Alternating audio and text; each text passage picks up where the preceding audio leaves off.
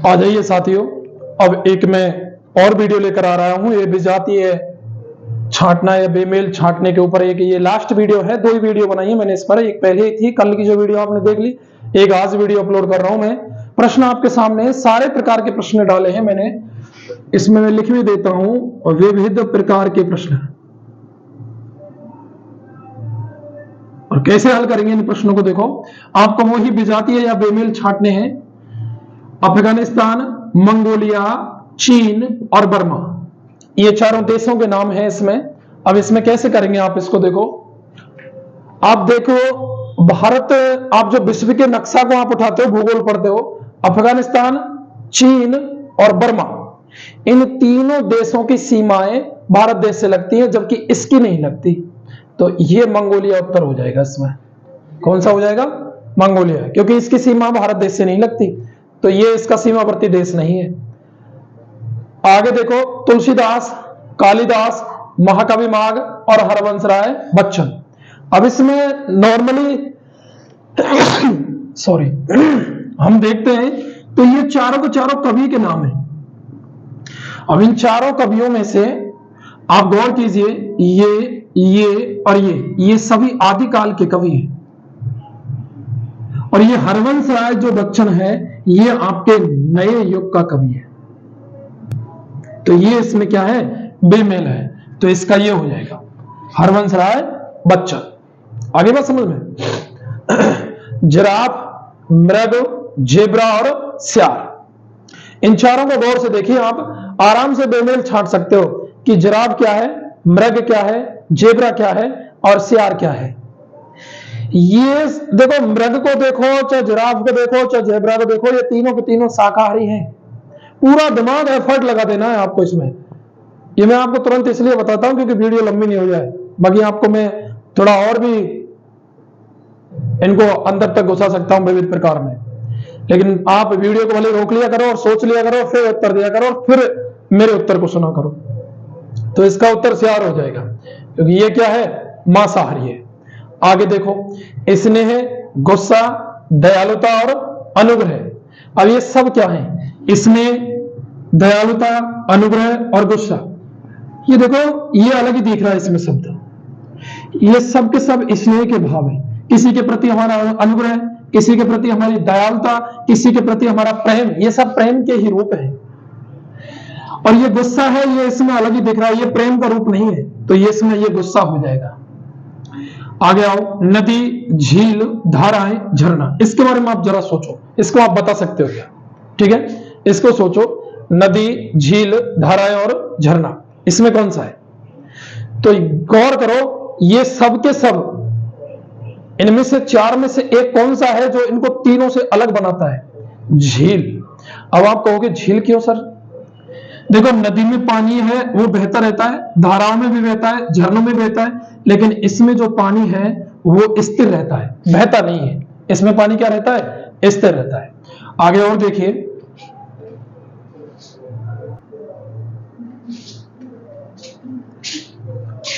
देखो इसमें ये जो 6वें नंबर का सवाल है, अब ये क्या है? वर्ग, वृत्त, गोला और ग्लोब। अब सोचिए इनके बारे में जरा, कि ये 4 ऑप्शन आपके पास लिख रहे हैं। अब इन चारों में से एक ऐसा कौन सा है जो खुद को इन तीनों से भिन्न बनाता है? बताओ कौन सा है?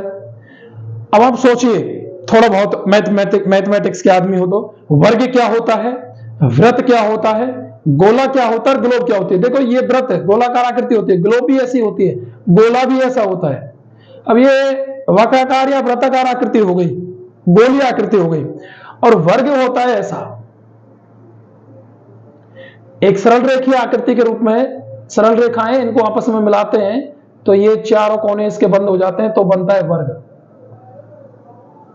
इसकी चारों भुजाएं बराबर होती है, इसको वर्ग कहते हैं। तो ये सब में अलग है, तो इसका पहले का उत्तर क्या हो जाएगा? वर्ग हो जाएगा। बाकी सब ये गोलाकार आकृति थी। थायराइड, वृक्क, पिट्यूटरी और अग्न्याशय, बताइए। ये देखो, थायराइड आपने पढ़ी होगी साइंस के यदि आदमी हो तो, और साइंस के नहीं हो तो भी नॉर्मली जनरल साइंस के प्रश्न पूछे जाते हैं प्रत्येक कंपटीशन में, तो आपको ये तो पढ़ने पड़ेंगी, नहीं पढ़ी है तो पढ़िए इनको। और फिर इस चैप्टर को देखो, आप पर बहुत सारा कुछ आता है ना, तब ये चैप्टर क्लियर होगा। आप यदि सोच रहे हो कि इसमें कुछ मैं ट्रिक बता दूं या कुछ बेसिक कम चीजें कॉन्सेप्ट जैसे अब से पहले चैप्टर में बताए थे, ये ऐसा चैप्टर है तो ये, और एक ब्लड रिलेशन का, इसमें कोई कुछ नहीं बता सकता आपको, आपके खुद के विवेक पर आपको उत्तर देने पड़ते हैं। आपका विवेक कितना है वो देखो। थायराइड, वृक्क, पिट्यूटरी, अग्नाशय। अब ये देखो, ये सब के सब नल का विहीन ग्रंथियां हैं और ये खुद एक शरीर का क्या है, अंग है। वृक्क शरीर का अंग है, जबकि ये क्या है, ग्रंथियां हैं। तो ये वृक्क सबसे क्या होता है, अलग होता है। तो इसका ये बी हो जाएगा इसका उत्तर। आ जाओ, 4 लिखे मैंने, देखो, चीनी, गन्ना, गुड़ और शक्कर। इन चारों को गौर से देखिए, ये क्या है, चीनी, गुड़, शक्कर, ये तीनों के तीनों एक ही वस्तु से बनती हैं और वो है गन्ना। आजकल तो ये प्राकृतिक युग से हटकर वर्तमान औद्योगिक युग चल रहा है, तो कई किससे क्या बन रहा है वो छोड़ो आप, लेकिन गन्ने से चीनी बनती है, गन्ने से गुड़ और गन्ने से शक्कर। तो आप ये बताओ आप कि ये क्या है, ये इसके उत्पाद हो गए तीनों के तीनों, और इससे बन रहे, तो ये इसके अलग हो गया, तो इसमें गन्ना हो गया बेमेल। तो इसमें ऑप्शन क्या हो जाएगा, बी हो जाएगा। आगे देखो, कागज, कॉर्क, पत्थर और लकड़ी। इनको गौर से देखो आप, कागज का निर्माण कैसे होता है, कॉर्क का कैसे होता है, पत्थर का कैसे होता है, लकड़ी का कैसे होता है। ये सब के सब हमको, ये मैं देखूं तो पत्थर को छोड़ करके इन तीनों चीजों को अगर मैं देखूं तो ये वृक्ष से प्राप्त होने वाले उत्पाद हैं। किससे, वृक्ष से। ये तीनों के तीनों वृक्ष से प्राप्त होने वाले उत्पाद हैं, जबकि ये जो पत्थर है ये हमको वृक्ष से प्राप्त नहीं होते। तो ये बेमेल हो गया, इसमें ये उत्तर हो जाएगा। देखो, सितंबर, जुलाई, नवंबर और अप्रैल, इन 4 महीनों के नाम लिखे। अब आप ये सोच रहे होंगे इनमें क्या अलग है, इनमें एक ही कॉन्सेप्ट लगेगा, बस आप ध्यान रखना, देख लेना। महीनों के नाम जब आ जाए ना, तो इनमें कौन से 30 के हैं और कौन से 31 के हैं, और वो मैं आपको बता दूं। ये आपका हाथ है, ये जो आपका बिल्कुल उभरा हुआ भाग है, यहां पर यदि किसी महीने का नाम आता है तो वो है आपकी 31 का, और यदि वो गड्ढे में जाता है तो वो होगा 30 का। फरवरी 28 से 29 की होती है, उसे छोड़कर बच्चे कुछ सब 30 के। तो देखो, जनवरी, फरवरी, मार्च, अप्रैल, अप्रैल आ रहा है इसमें, आ रहा है, तो अप्रैल गड्ढे में गया तो 30 का। मई, जून, जुलाई, जुलाई यहां आ गई तो ये किस पर हो गई, 31 की। फिर आ जाओ अगस्त पे, जुलाई और अगस्त दोनों 31 के। सितंबर आ रहा है, गड्ढे में गया, 30 का है। अक्टूबर, नवंबर आ रहा है, गड्ढे में गया, 30 का। इसका मतलब ये भी 30 का, ये भी 30 का और ये भी 30 का, तो 31 के क्या है, ओनली जुलाई। तो ये इसको सबसे अलग इस प्रकार से करती है, क्योंकि इसमें खुद के महीने में एक दिन फालतू है।